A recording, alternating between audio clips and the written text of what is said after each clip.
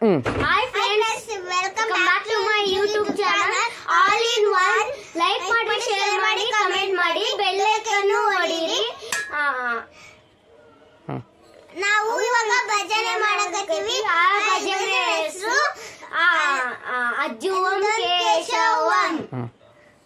ಅಜ್ಜುವಂ ಕೇಶವಂ